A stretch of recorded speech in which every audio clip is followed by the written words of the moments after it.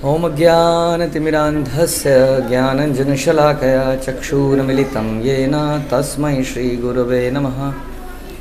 श्रीचैतन्यमनोभीष्टं स्थापितं येन भूतले स्वयं रूपः कदा मह्यं ददाति स्वपदान्तिकं। वन्देऽहं श्रीगुरौ श्रीयुतापदकमलं श्रीगुरून् वैष्णवांश्च श्रीरूपं साग्रजातं सहगण रघुनाथान्वितं तं सजीवं साद्वैतं सावधूतं परिजन सहितं कृष्ण चैतन्य देवं श्रीराधा कृष्ण पादान् सहगण ललिता श्री विशाखान्वितांश्च। हे कृष्ण करुणा सिंधु दीनबंधु जगतपते गोपेश गोपिका कांत राधा कांत नमस्तुते।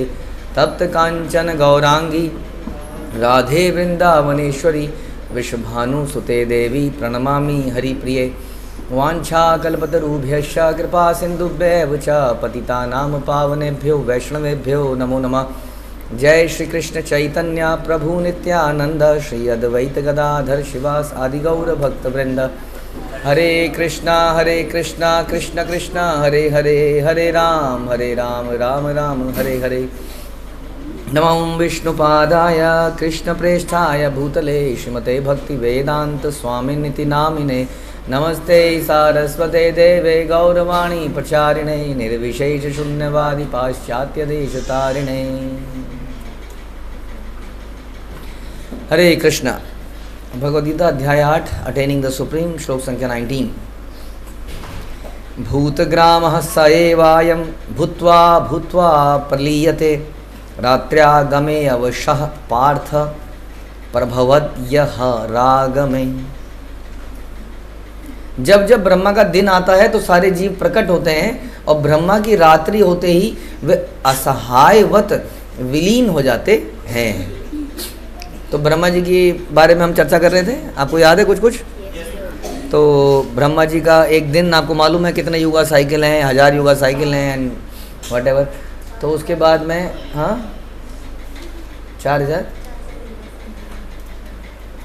ओके नहीं 1000 युगा साइकिल है, 4000 युगा साइकिल नहीं है। 4000 युग हैं।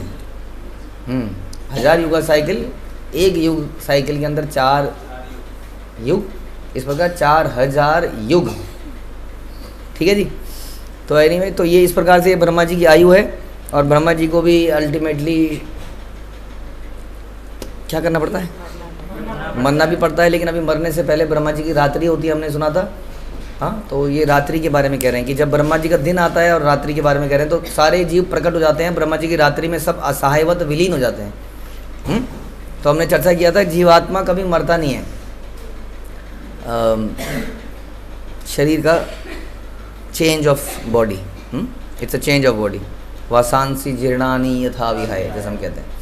तो उस प्रकार से प्रकट या अप्रकट होते हैं, लेकिन फिर भी ये मृत्यु जैसा ही लगता है हमको। तो यहाँ बता रहे हैं कि जब ब्रह्मा जी का दिन आता है तो सारे जीव आ जाते हैं संसार में। तो अब क्वेश्चन ये आता है कि क्या करने के लिए आते हैं। उसके पहले हमने सुना था कि वो सो जाते हैं, हमने सुना था ना, सोए होते हैं, अव्यक्त हैं एक तरह से। अब ये प्रकट हो गए, तो ये क्यों प्रकट हो गए समझ नहीं आया।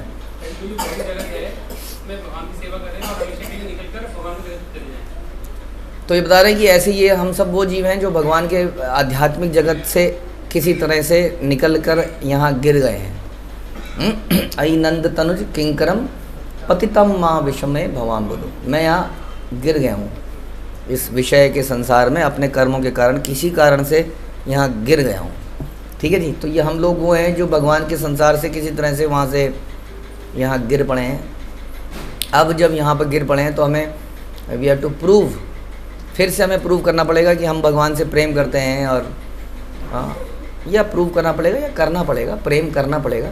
जब हम करेंगे तो भगवान को पता चल जाएगा, ऐसा प्रूव करने की ज़रूरत नहीं पड़ती है भगवान के साथ। तो इस प्रकार से when we do it then Krishna will know it. ठीक है जी। तो हमें प्रेम करना पड़ेगा, लेकिन प्रेम करना इतना आसान नहीं है, क्योंकि यहाँ जब हम आते हैं तो हमें प्रेम हो जाता है अपने सगों से, संबंधियों से, हम इल्यूजन में पड़ जाते हैं अपने देश से इत्यादि से। ठीक है। तो हम भगवान से प्रेम करना भी हमें सीखना पड़ता है, और वास्तव में सबसे मुश्किल सीख यही है, भगवान से प्रेम करना। क्योंकि बाकी तो हम फिज़िकल अट्रैक्शन या संबंधों के कारण किसी किसी से प्रेम अपने आप कर लेते हैं, जो हमें अच्छा लगता है, चाहे वो कुत्ता बिल्ली क्यों ना हो, तो उससे हमें प्रेम हो जाता है। लेकिन भगवान से प्रेम करना वो बड़ा बहुत समय लगता है उसमें, भजन कीर्तन, क्योंकि हमारी चेतना डेड हो चुकी होती है। जैसे हम संसार में आते हैं तो हम शारीरिक संबंधों के कारण हमारे अंदर एक मिस आइडेंटिफिकेशन हो जाती है कि आई एम दिस बॉडी। जब हम शेर की बॉडी में थे तो हमें लगा था हम शेर हैं, जब कॉकरोच की बॉडी में थे तो हम लगता था हम कॉकरोच हैं, और अब हम मनुष्य हैं, ऐसा हमें लगने लगता है। जबकि ना तो हम कॉकरोच हैं, ना हम शेर हैं, ना मनुष्य हैं।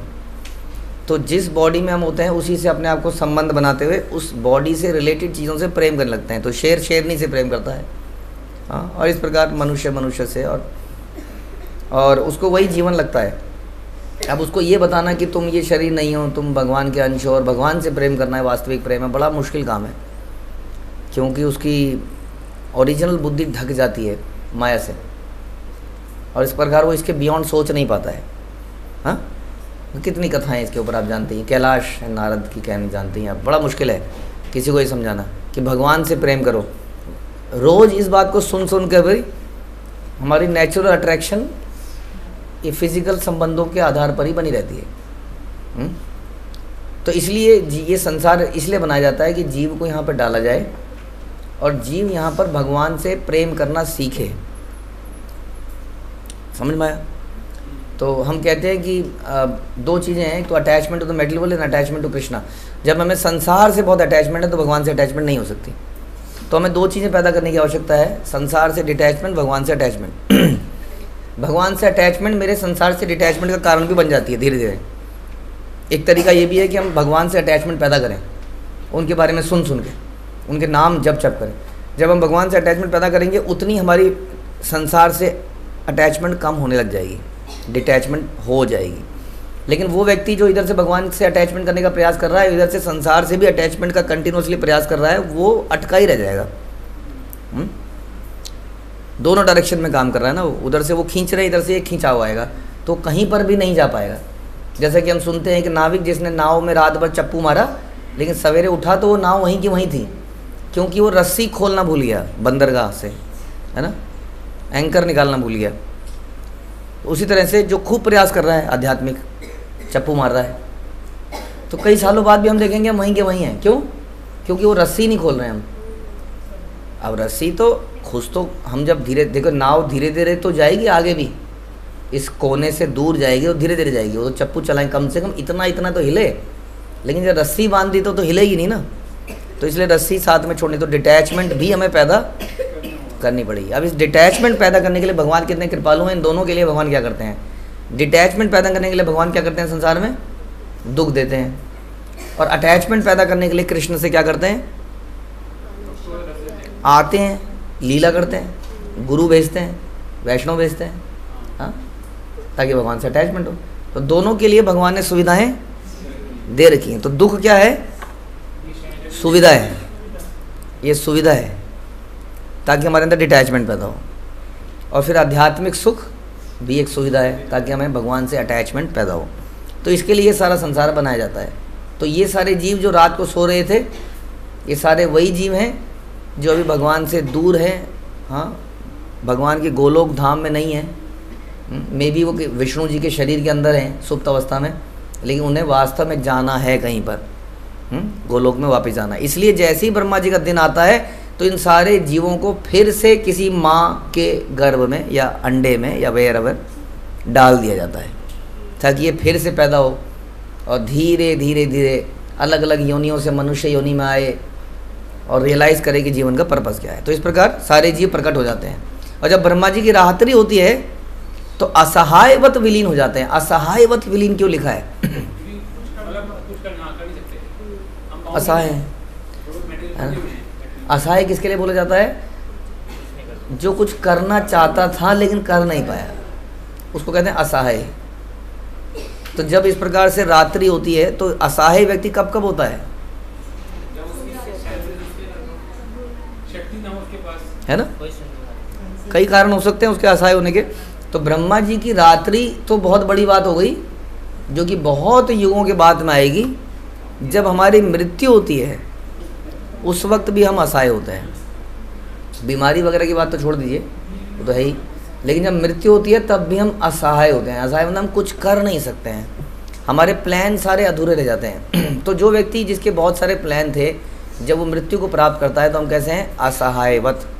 तो भक्त के मृत्यु को असहाय कहा जाएगा? उस भक्त के नहीं कहा जाएगा जो भगवान पर निर्भर था। देखिए कुछ ना कुछ कार्य तो हमेशा रह जाए, थोड़ी हम सारे प्रोजेक्ट पूरे करके चले जाएंगे। कुछ प्रोजेक्ट हमारे भी भक्तिमय बीच में ही रह जाएंगे, है ना। तो फिर भी भक्त असहाय नहीं कह सकते। क्यों? क्योंकि वो कृष्ण पर डिपेंडेंट है कि उन्हीं का था, उन्हीं ने करवाना था, उन्होंने जितना करवाना था कर लिया, बाकी हम चलें। अभी भी जितना कराया उन्होंने ही कराया, आगे भी जो करेंगे वही करेंगे हमारे जाने के बाद में। इस प्रकार भक्त कभी असहाय नहीं है।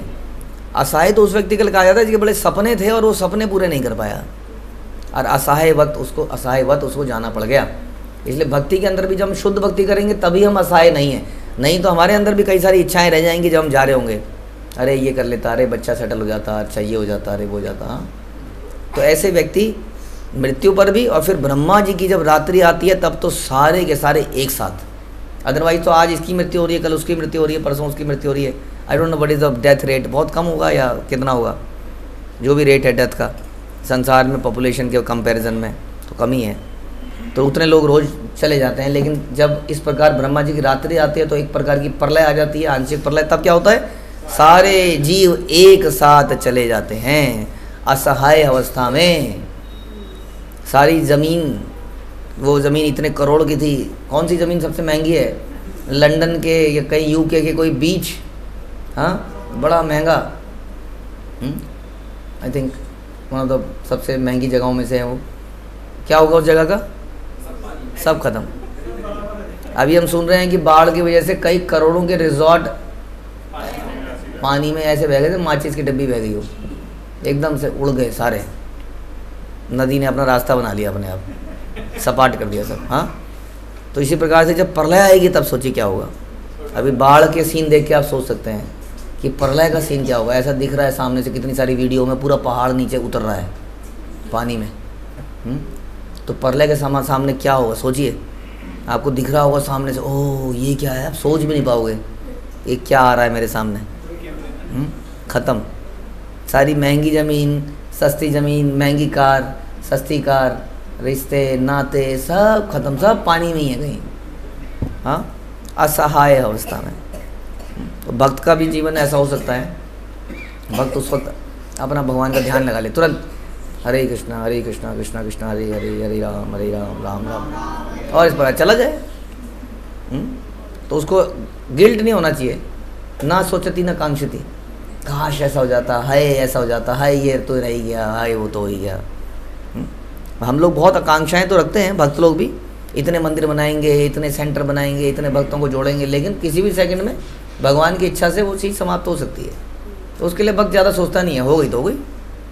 तो इसलिए भक्त की मृत्यु को असहायवत नहीं कहा जा सकता, लेकिन सारा संसार असहाय है, बहुत ही असहाय है वाकई में। इसलिए मैंने कहा ब्रह्मा जी की प्रलय तो बहुत नहीं कब आएगी। हाँ, अगर कोई कहे तो अरे प्रभु जी ब्रह्मा जी की प्रलय आपने तो बताया कितने सालों बाद आएगी। हाँ, अभी तो इसका मतलब नहीं आएगी, हमारे जीवन में आएगी ब्रह्मा जी की प्रलय, कहाँ से आएगी हमारे जीवन में? अभी तो कलयुग चल रहा है, और कलयुग के 4,32,000 में से 5,000 साल हुए हैं, तो 4,27,000 ईयर्स तो कलयुग के बचे हैं। हाँ, कितने साल होते सोचिए। तो टेंशन तो नहीं है, लेकिन उसके पहले हमारी मृत्यु तो आएगी, वो भी तो प्रलय है मेरे लिए, वो भी तो मुझे असहाय अवस्था में ऐसी छोड़ के चली जाएगी। क्यों? क्योंकि जब मैं नए शरीर में आऊँगा बड़ी मुसीबत है, मुझे याद ही नहीं रहेगा मेरी पुरानी जोड़ी हुई प्रॉपर्टी के बारे में, मैं उसको क्लेम ही नहीं कर सकता जाके। अगर मैं ये भी शुभ साबित कर दूं कि ये पुनर्जन्म का केस है, तो भी अदालत उसको देगी नहीं, कोई कोर्ट नहीं देगा। वो जो होगा जी आप पुनर्जन्म, बस सिस्टम तो ऐसे ही है जी, शरीर को था तो शरीर बदल गया तो ख़त्म है। हाँ, तो असहाय है कि नहीं? और मृत्यु कितने दिनों में आ जाएगी हमारी इस बार वाली? ब्रह्मा जी की प्रलय तो तभी आएगी, हमारी मृत्यु तो अभी आ सकती है। इसलिए संकट तो हमेशा हमारे सर पर बना ही है। इसलिए असहाय मत बनिए, क्या करिए?